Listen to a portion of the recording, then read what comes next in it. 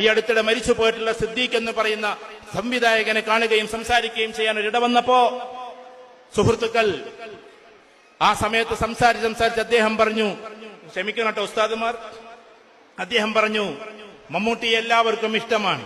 കാരണം എന്താന്ന് വെച്ചാൽ അദ്ദേഹം മദ്യപിക്കാറില്ല, അദ്ദേഹം മോശമായി പെൺകുട്ടികളോട് പെരുമാറാറില്ല, അദ്ദേഹം ഒന്നും ചെയ്യാറില്ല. എന്നിട്ട് അദ്ദേഹം പറഞ്ഞ വാക്ക് ഓൺലി ബിക്കോസ് ഓഫ് ദീൻ എന്നാണ്. അദ്ദേഹത്തിന്റെ ഉള്ളിലുള്ള മതം ഉണ്ടായതുകൊണ്ടാണെന്നാണ് അദ്ദേഹം പറഞ്ഞ വാക്ക് ഞങ്ങളോട് പറയാണ്, ഓൺലി ബിക്കോസ് ഓഫ് ദീൻ.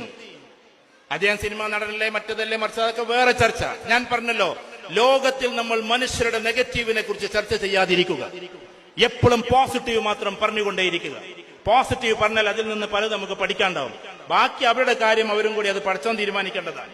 ഞാൻ പറഞ്ഞു വരുന്നത് എന്താന്ന് വെച്ചാൽ, അദ്ദേഹത്തെ കണ്ടിട്ടാണ് പല അമുസ്ലിമീങ്ങളും എന്താക്കുന്ന സിനിമാ ഫീൽഡിലുള്ളവര് മതം എന്താണെന്ന് മനസ്സിലാക്കുന്നത്, അല്ലാതെ നമ്മൾ വയലു പറഞ്ഞു കൊടുത്തിട്ടല്ല. ഞാൻ പറഞ്ഞു മനസ്സിലാണ്ടോ? എനിക്ക് എന്നോട് വിരോധം തോന്നരുത്. അദ്ദേഹത്തെ കണ്ടതുകൊണ്ടാണ് കുറച്ചെങ്കിലും എന്താണ് ദീൻ എന്നുള്ളത് ആ ഫീൽഡിലുള്ളവർക്ക് മനസ്സിലാകുന്നത്. അപ്പൊ ഞാൻ പറഞ്ഞു വരുന്നത്, എല്ലാവരുടെ പോസിറ്റീവ് നമുക്ക് പറയാം, അതിനൊക്കെ ഞാൻ ന്യായീകരിക്കുകയല്ല, ആ ഫീൽഡിനെ ന്യായീകരിക്കുകയല്ല.